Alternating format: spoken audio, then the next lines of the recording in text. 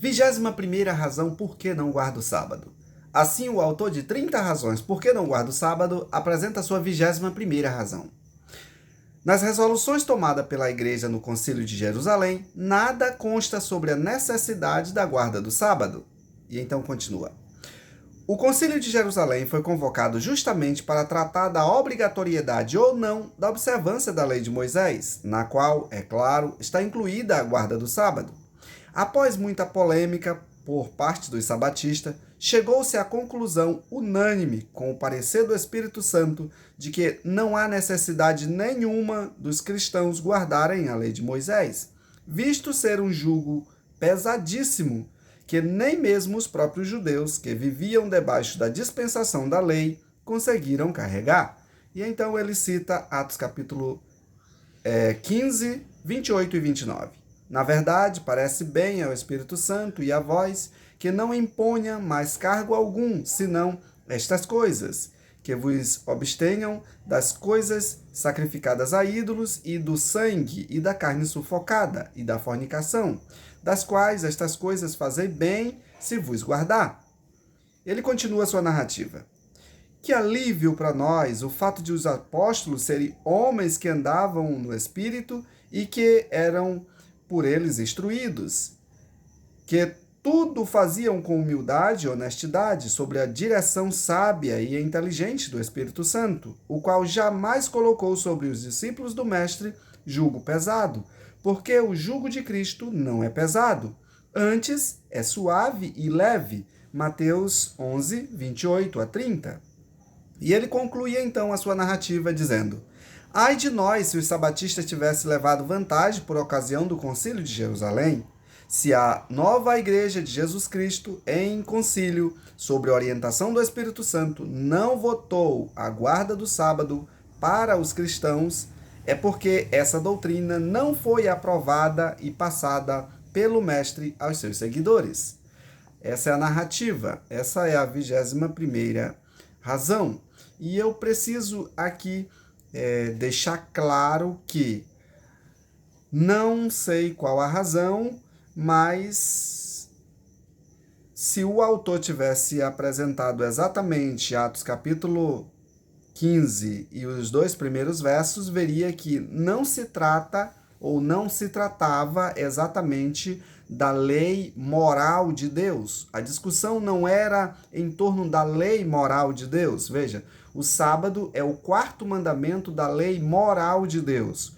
O fato de dizer aqui que a discussão era em torno da lei de Moisés, que estava ali o 4º mandamento, soa para nós um tanto como se a discussão fosse em torno da lei de Deus, a lei moral de Deus, onde o 4º mandamento é a santidade ao sábado. Aqui precisamos dizer categoricamente que o texto, o assunto, está se referindo à circuncisão e não à lei moral de Deus. O outro fato aqui é apresentar a posição ou o posicionamento dos discípulos, dos apóstolos, relacionado ao assunto.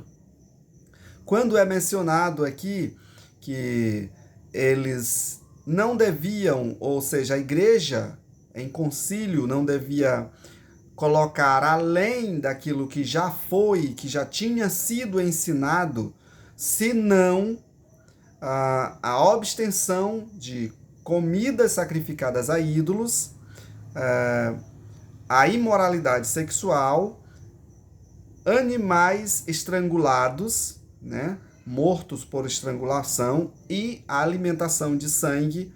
Quando isso é apresentado, também é apresentado aqui uma clara referência à observância do sábado.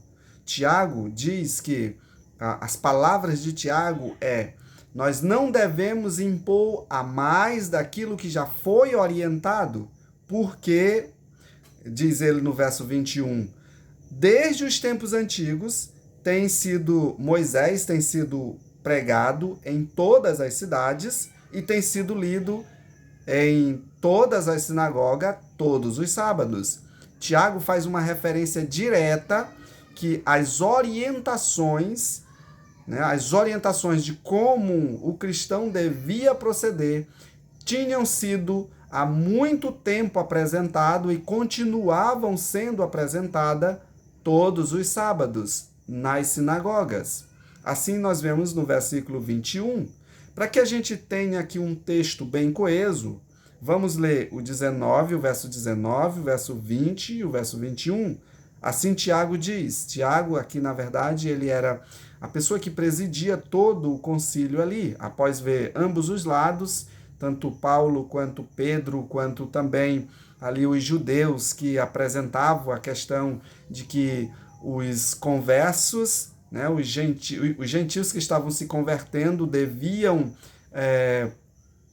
ser circuncidados, e esta regra ela era exercida assim antes de Cristo. Cada um que quisesse se tornar um judeu, ele precisava passar pelo ritual da circuncisão. Isso acontecia desde o período abraânico, né? Desde do período de Abraão, né? Isaías 56 deixa isso muito claro, né?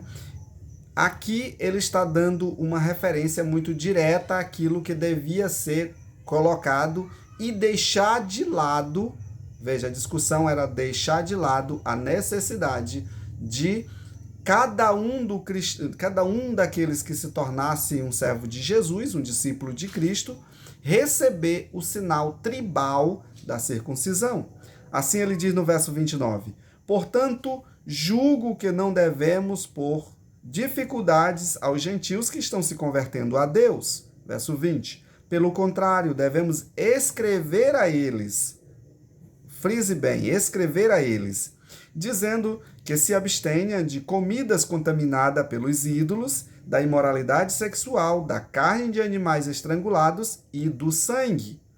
O verso 21. Pois desde os tempos antigos Moisés é pregado em todas as cidades, lido nas sinagogas todos os sábados. Há uma referência direta das instruções que era passado a todos os discípulos de Cristo em todos os lugares, nas sinagogas e aos sábados. Esta aqui é uma descrição muito clara. O livro de Tiago, a carta de Tiago, veja que Tiago faz uma referência aqui a escrever a todos os discípulos de Cristo. E na carta de Tiago, principalmente o capítulo 2, o verso de 10 até o verso 13, fala exatamente, ou faz menção exatamente à lei de Deus. No verso 12 ele diz que é a lei da liberdade, é por essa lei que nós seremos julgados. No verso 11 ele diz, a lei é aquela que fala sobre o 7º mandamento, o 6º mandamento. O mesmo que diz não adulterarás é o mesmo que diz não matarás. Ou seja, é Deus que apresenta a lei dos 10 mandamentos. E ele diz mais que desta lei você não pode deixar de lado nenhum dos seus preceitos. Eles são 10.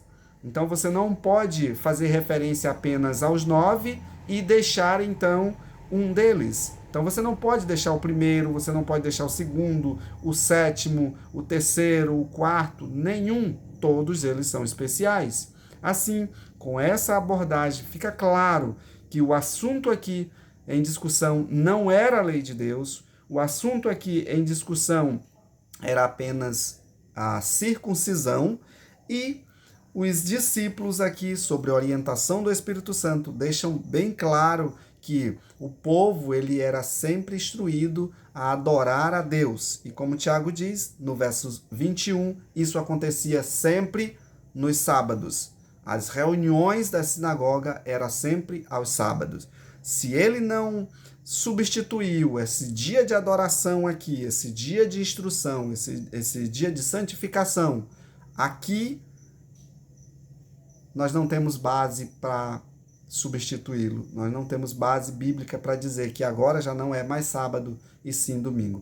Portanto, continuo assim a santificar o sábado como um dia memorial da criação de Deus, descrito em Gênesis 2, 1 a 3, e também por ser ele um dos preceitos de Deus, descrito nos mandamentos como o quarto mandamento, Êxodo 20, de 8 a 11, e uma prova de amor e lealdade a Deus, como descrito em São João, capítulo 14, e o verso 15.